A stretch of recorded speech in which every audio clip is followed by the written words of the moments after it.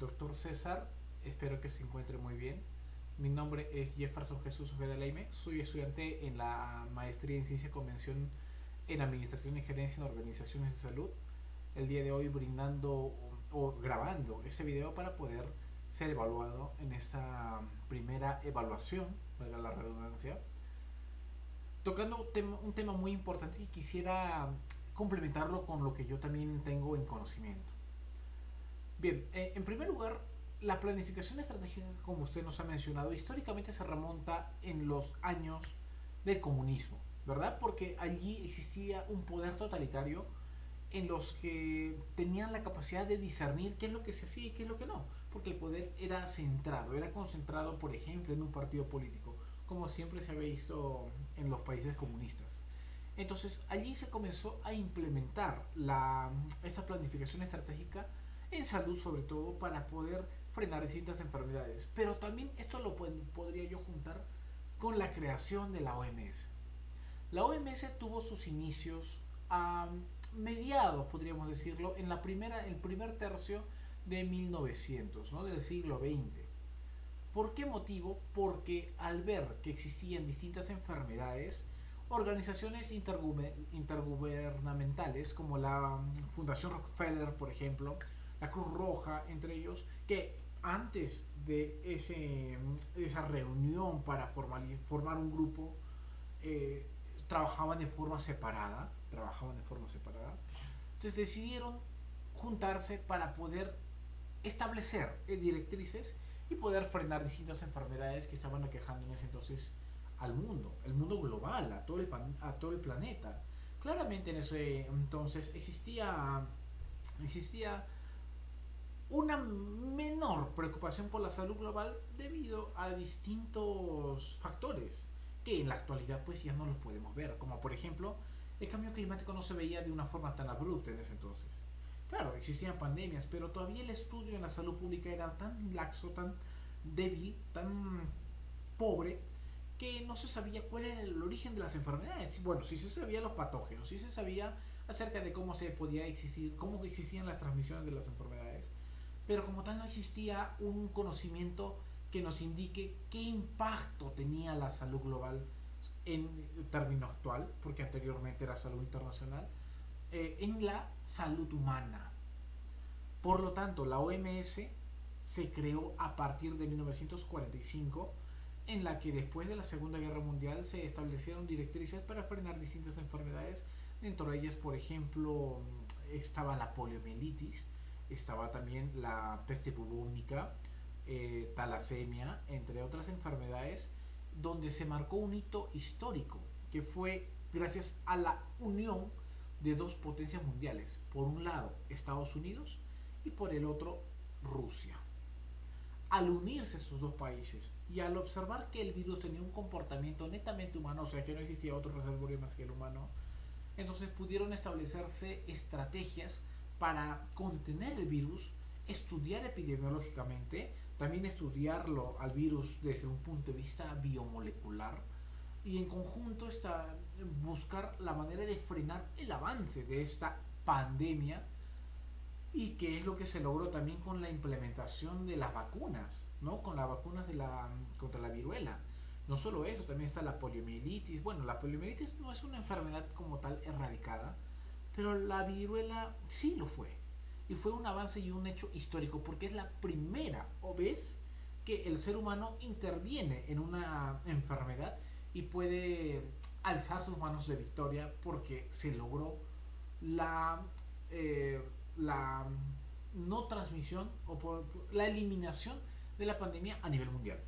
Entonces, eso es uno de los objetivos que buscaba la OMS, establecer directrices para poder guiar a los países y que estos tomen medidas y contener enfermedades, endemias, epidemias, pandemias, entre otras, para de esa manera fortalecer la salud de las personas.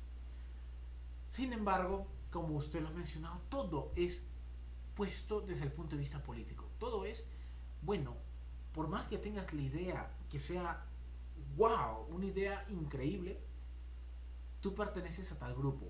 y por lo tanto yo no me voy a pegar a esa idea porque es de un grupo, o bien le cambio de nombre, cambio la forma de observar esa idea por el hecho de que el hombre es lobo del hombre. No puedo decir otro, eh, otra expresión más acertada que esa, que el hombre es lobo del hombre.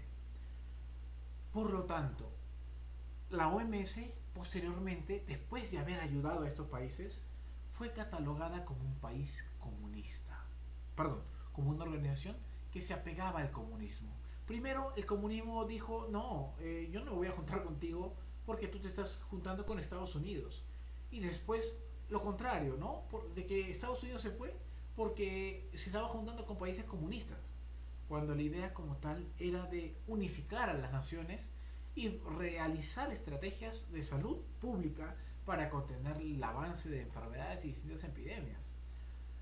Tal es el caso, por ejemplo, que fortaleció esa idea errónea de los países de de la famosa proclamación de Kazajstán, que se me ha ido el nombre de esa, de Alma-Ata, donde Mahler, un presidente de la OMS, muy querido por todas las personas que nos estamos dedicando a este tema de la salud pública, que soltó la frase de que, ¿no? Su distinguida frase de que la atención primaria en salud debe ser lo primero en todos los países para poder contrarrestar las enfermedades.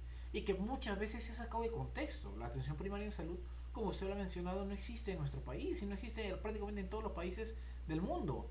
Porque cada una de las instituciones a nivel global que manejan las grandes economías, que manejan los grandes fondos y estrategias en general, tanto políticas, económicas, etcétera, le dieron un trasfondo, un enfoque que se trataba de domar. Mejor, la palabra más correcta yo creo que sería domar, porque domaban ese significado de que en todo el mundo debería tener atención primaria en salud para establecer políticas, estrategias que iban tergiversando ese hecho de la prevención, de la promoción de la salud.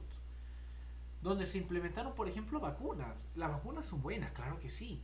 Pero el enfocarse únicamente en que las vacunas iban a ser un recurso muy importante, que lo fueron, claro, pero no como un ideal, sino como una idea para frenar el avance de algunas enfermedades, se estableció de que el meter, digamos, las vacunas en las comunidades podrían fortalecer que las personas puedan tener una mejor calidad de vida y por lo tanto la salud estaba ahí, en encontrar una solución a una determinada enfermedad, cuando no es así.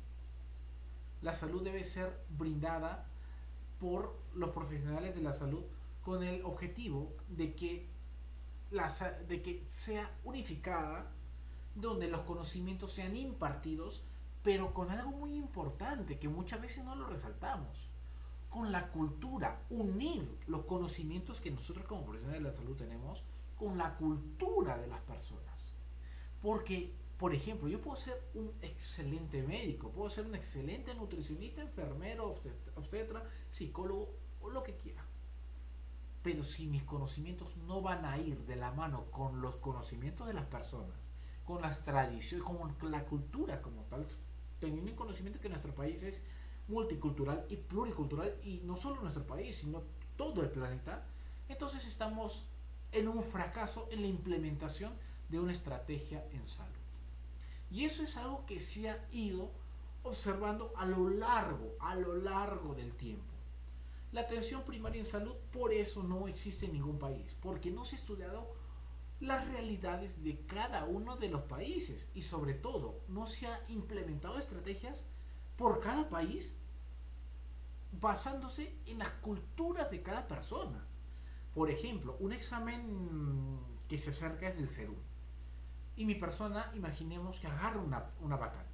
Agarró una vacante y voy a ir a Loreto. Yo soy de Arequipa. Y yo voy a implementar mis conocimientos en Loreto, que si bien es cierto, los tengo, carezco del conocimiento tradicional, cultural de toda esa zona. Y si yo no me esfuerzo por empaparme de esa cultura, de empaparme de cómo es que ellos tratan de medicarse, tratan de solucionar los problemas de salud, lamentablemente mis conocimientos no van a fortalecer a esa comunidad como debería de ser. Porque no se está implementando esa empatía cultural y por lo tanto, si es que yo le digo a una persona, oye, esto no sirve, él me va a decir, o detrás de mí inclusive, él no sabe nada, porque yo vi que tal persona se curó con eso. Y es algo que se ha ido fracasando durante todo ese tiempo. Hay que mencionar de que la gerencia en salud, y no solamente en salud, sino en la administración, el planeamiento administrativo, en la administración estratégica, que es sinónimo de planificación estratégica, y que bueno, claro, lo separamos simplemente por utilizar términos o conceptos distintos, pero es lo mismo, es sinónimo, según la bibliografía son sinónimos. Observamos que el planeamiento estratégico tiene que centrarse en una evolución estratégica. ¿Por qué, por ejemplo, en nuestro país ha fallado o ha fracasado el COVID-19 o la implementación de normas con el COVID-19? Bueno, para eso tendríamos que estudiarlo desde que apareció el COVID, cómo se han ido manejando las situaciones, cómo se han ido manejando las situaciones en Europa. Por ejemplo, la Organización Mundial de Salud, que si bien es cierto, se tardó bastante en implementar la palabra pandemia, hasta que el doctor Tedros, el actual director de la Organización Mundial de la Salud, lo mencionó, recién nos pusimos la camiseta de, oye, vamos a implementar tales estrategias, que fueron comenzando con el gobierno de Martín Vizcarra. ¿Qué es lo que sucedió, por ejemplo, en Italia? En Italia no había cubrebocas, no había guantes, toda la salud estaba privatizada. Entonces, ¿allá había una estrategia? No, no la había, porque simplemente existía el libre comercio. Y cuando hay un libre comercio, muchas veces la administración pública se olvida de que pueden existir emergencias sanitarias y las clínicas no se iban a dar abasto. Y por eso, por ejemplo, en Milán, en la parte de Vergara, Vergara, sí, Vergara, eran fuentes o puntos estratégicos de la primera ola. Siendo un país desarrollado, existía muy poca preparación porque se privatizó la salud y lamentablemente no existía un crecimiento en esta planificación estratégica porque literalmente toda la salud estaba sometida al yugo del capitalismo. No podemos decir que el capitalismo está mal, al contrario, está bien, porque permite generar empleos, permite generar riqueza, pero el capitalismo consciente. Y en este caso, las autoridades lo que permitieron fueron que toda la salud, un derecho fundamental del ser humano, esté en manos de capitalistas, o sea, de empresarios, que ya dejaron de llamar paciente, como era hace mucho tiempo, sino a llamar cliente, aquel consumidor en salud. Y que eso fue evolucionando hasta llegar a nuestro país. La pandemia llegó a nuestro país. La Organización Mundial de Salud dio directrices de cómo debemos de controlarla. Y Martín Vizcarra lo hizo. Realmente lo hizo. Pero ¿qué sucedió? Según muchos autores, la principal causa de la decadencia de nuestro sistema de salud y de que en Perú exista una altísima tasa de mortalidad era la corrupción. Porque se implementó todo se implementó, las directrices, se propuso normativas. Y fue uno de los pocos países en Latinoamérica, por no decir el único, en el que se implementó todo. En cambio, por ejemplo, Brasil con Jair Bolsonaro, ¿qué es lo que mencionaba? De que la vacuna, o de que debemos de trabajar. Tenemos que trabajar, señores, porque si no son maricones, son homosexuales. Ese presidente utilizaba adjetivos calificativos que denigraban a la persona y que si tú no ibas a... Si tú no pertenecías a la pandemia, o sea, si tú eras parte de la pandemia, como él lo dijo, y te metías en tu casa en la cuarentena, eras un homosexual. Es que la pandemia solamente da a los homosexuales. Entonces uno podría creer de que, pero ¿por qué ese país de Brasil no tiene mayor tasa de mortalidad que Perú? que sí lo hubo. Había olas en Sao Paulo. Bueno, Sao Paulo no, porque en esa parte de Sao Paulo es un alcalde, lo que podríamos llamar un gobierno regional, el gobernador dijo, no, yo no te voy a hacer caso, Bolsonaro, yo voy a hacer tales cosas. Sin embargo, Bolsonaro siguió metiéndole y metiéndole candela para que todo sea un boom, pero aún así tenían menor tasa de mortalidad que nosotros. ¿Qué pasó? Lo que sucedió, lo que muchos autores mencionan, es la corrupción, que justamente estaba metida en todos los, todos los estratos de la jerarquía del Estado peruano, desde el presidente de la República hasta el alcalde de un distrito. Entonces, de esa manera no puede existir en la actualidad planificación estratégica en nuestro país. Inclusive recuerdo en aquella oportunidad en la que un congresista no quiso vacunar a niñas mayores de 15 años porque lo llamó gasto en salud. No inversión, gasto en salud. Gasto en salud. Cuando en realidad la salud de una persona promueve que posteriormente sea económicamente una persona económicamente activa. Y eso promueve un crecimiento económico y social, cultural, etcétera. Lamentablemente los que tienen que tomar las decisiones son personas, por más duras que sean mis palabras, incapaces, porque no tienen la capacidad de, uno, adaptarse, simplemente es su línea política y punto.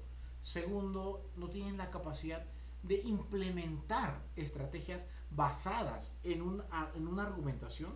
Y ahí viene el segundo punto, ¿no? Que la toma de decisiones tiene que estar basada en argumentos sólidos. La toma de decisiones evidentemente es un tira y apuesta, pero tiene que estar sustentada, justificada, con antecedentes y sobre todo con argumentos muy puntuales, con beneficio social, con beneficio económico, con impacto investigativo, etcétera. Mientras mayor impacto son mejores.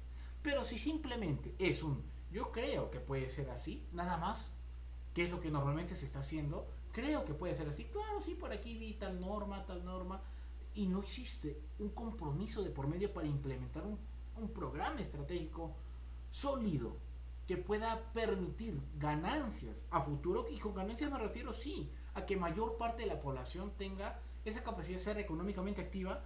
Lamentablemente estamos caminando como la gallinita ciega, ¿no?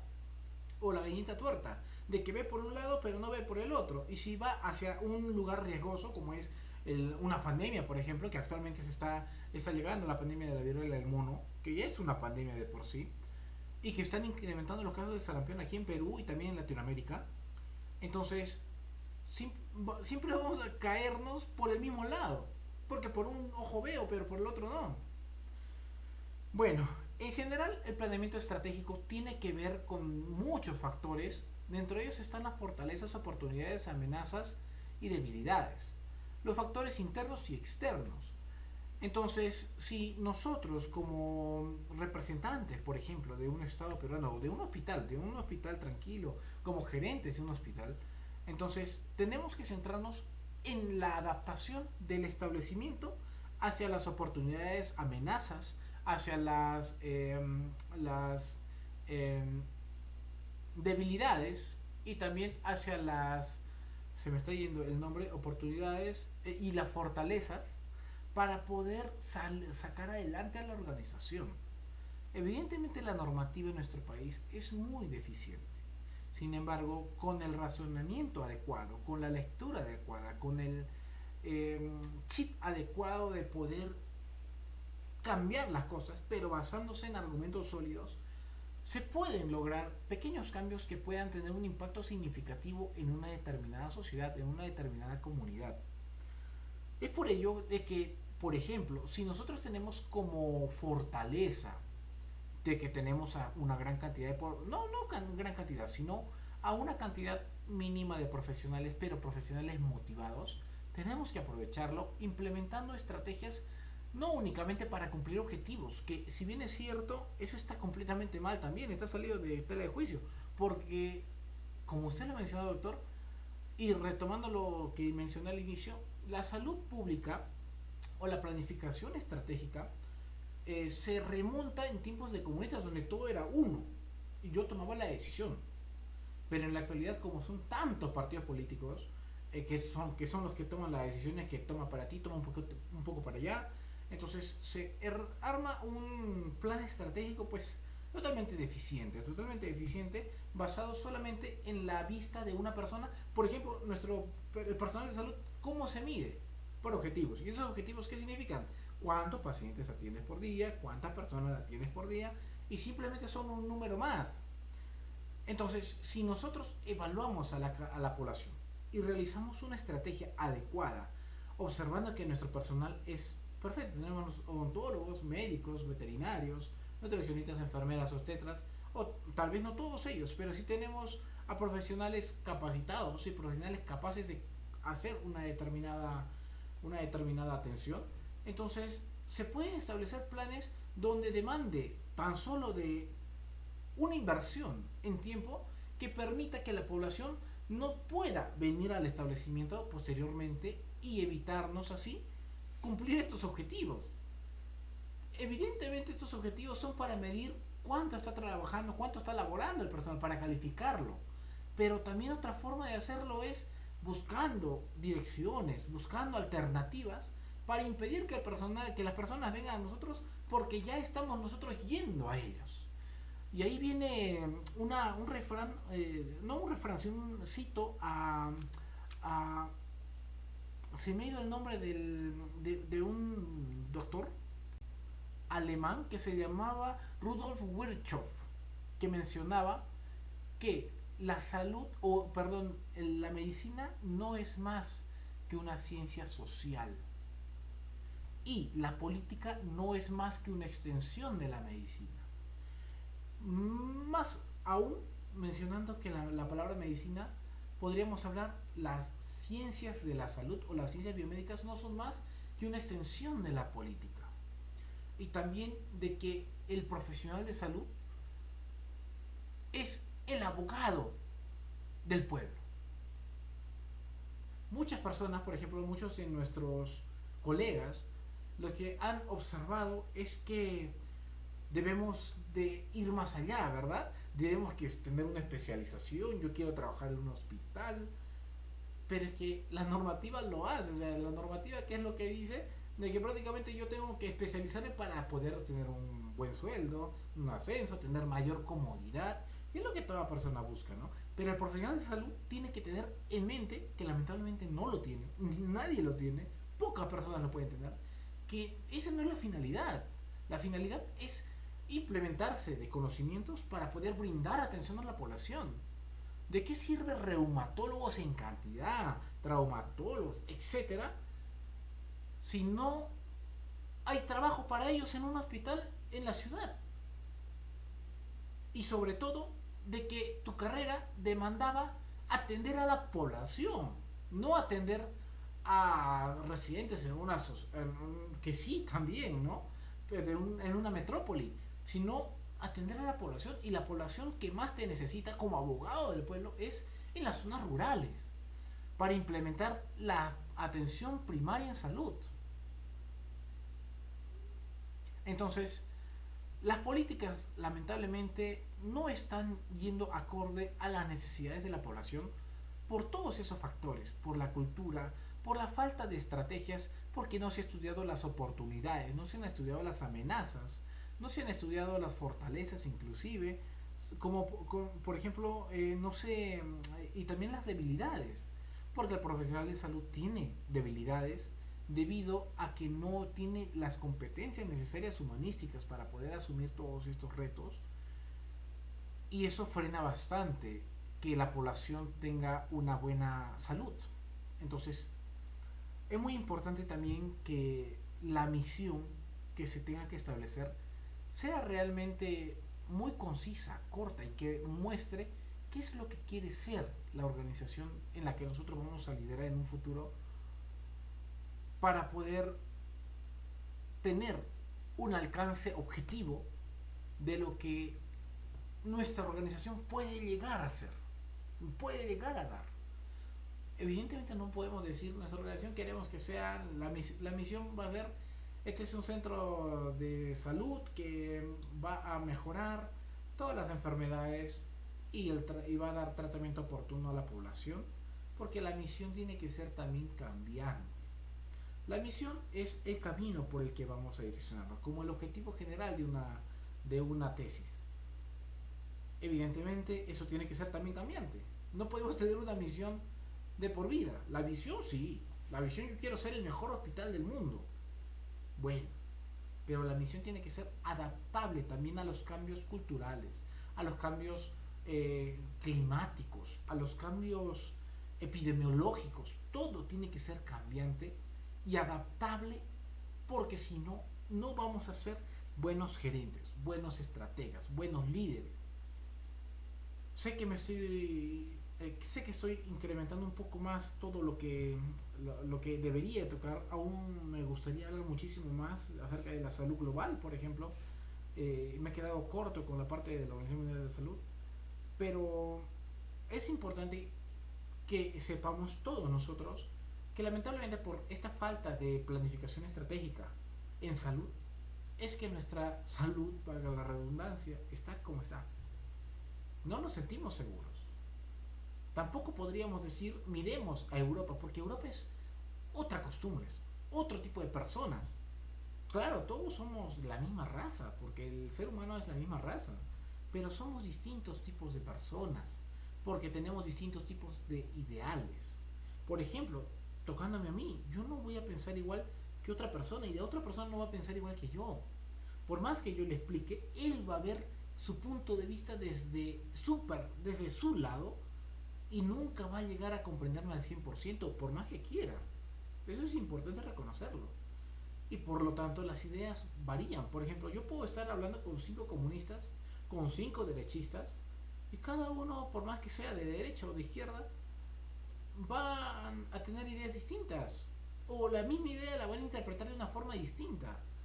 Gracias al contexto que se le puede brindar, pues puede direccionarse, pero la idea puede ser distinta.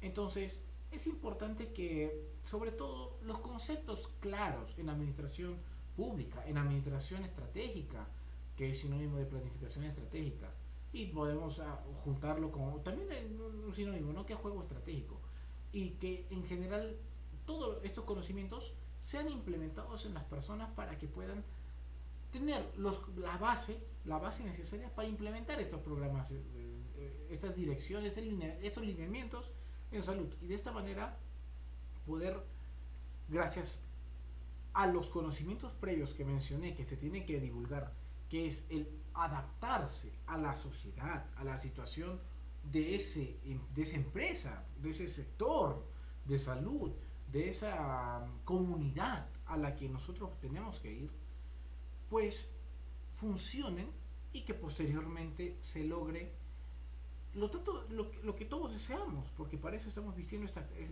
estos uniformes, que es que las personas se encuentren bien de salud. ¿Qué es la salud? El completo bienestar biopsicosocial, que se implementó, y no solamente la ausencia de la enfermedad, que se implementó justamente en la conferencia de Alma-Ata en Kazajstán, y con eso estoy culminando mi exposición. Discúlpeme por demorarme mucho, doctor. Espero que le haya gustado y quisiera conversar muchísimo más, sobre todo en persona con usted. Pero lamentablemente el tiempo no me deja. Que tenga muy buena noche.